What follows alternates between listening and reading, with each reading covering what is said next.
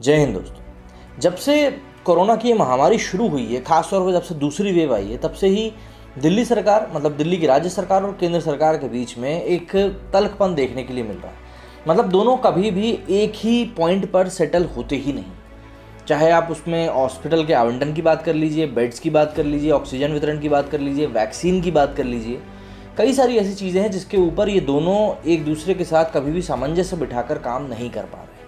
और कई सारे मामलों में ऐसा भी देखा गया है कि दिल्ली की जो राज्य सरकार है उसके झूठ या उसके प्रोपेगेंडा भी निकल कर सामने आए, जिसके बाद उनको दिल्ली हाई कोर्ट से काफ़ी बार लताड़ भी मिल चुकी है। अब इसके लिए कौन जिम्मेदार है, कौन जिम्मेदार नहीं है, ये बात की बात है। लेकिन हालिया अभी की बात करें हम लोग कि अभी जो बात चल रही है, तो कई सारे राज्यों में शराब की घर तक की होम डिलीवरी शुरू हुई है, कई जगहों पर शुरू हुई है।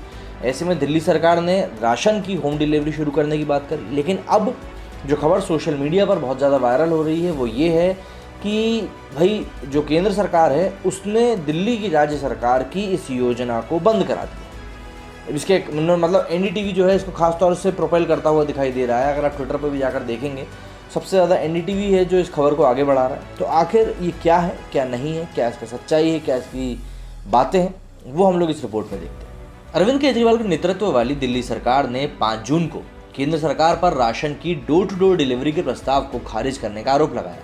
आम आदमी पार्टी ने आधिकारिक अकाउंट से कई सारे ट्वीट करते हुए केंद्र सरकार पर हमला बोला।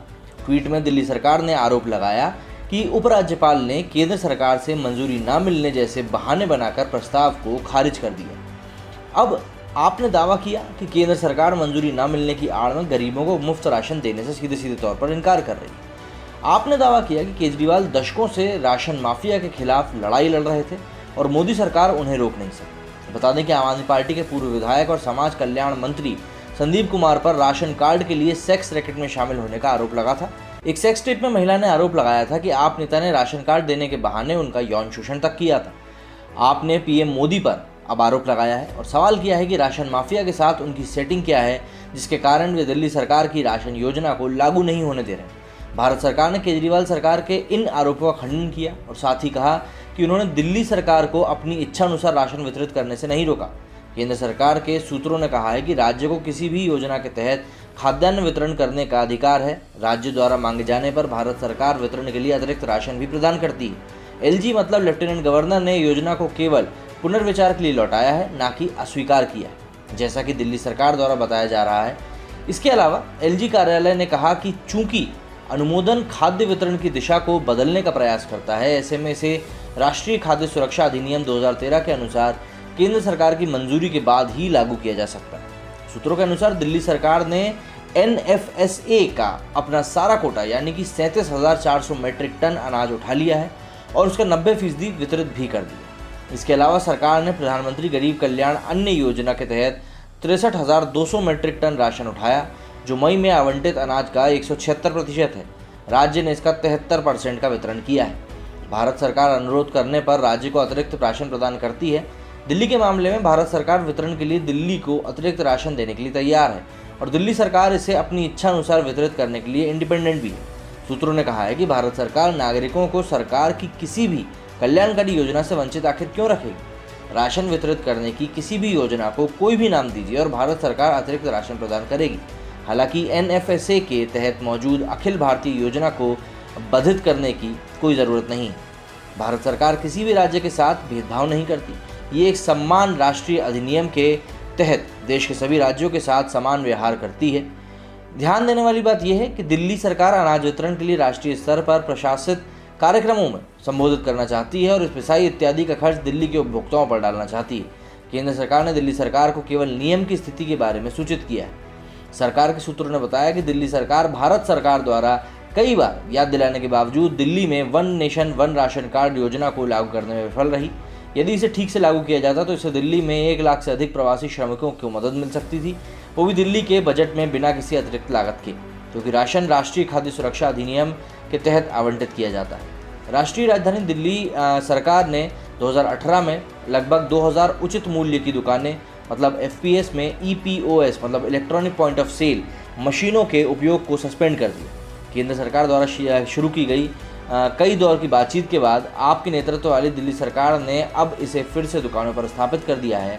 हालांकि अब भी उनमें से ज़्यादातर ऑनलाइन पीडीएस ट्रांजैक्शन के लिए पूरी तरह से काम नहीं कर रहे हैं। सूत्रों ने कहा कि ये पारदर्शिता और सही काम के लक्ष्यों को कमज़ोर करता है, जबकि पीडीएसए लेनदेन के आधार पर प्रमाणीकरण का राष्ट्रीय औसत लगभग करीब 80% है, जबकि ये दिल्ली में 0 है। ये सीधे तौर पर दिल्ली में लाखों प्रवासियों को पोर्टेबिलिटी के लाभों से वंचित करता है और साथ ही खाद्यान्न के इधर उधर होने का बढ़ावा देता है। अब चूंकि दिल्ली में ईपीओएस का ठीक से उपयोग ही नहीं किया जाता है, तो भारत सरकार को दैनिक आधार पर खाद्यान्न वितरण का डेटा नहीं मिल पाता, जो राशन आवंटन में बाधा उत्पन्न करता है। दूसरी ओर उत्तर प्रदेश और बिहार जैसे राज्य न केवल ईपीओएस प्रणाली का उपयोग कर रहे हैं, बल्कि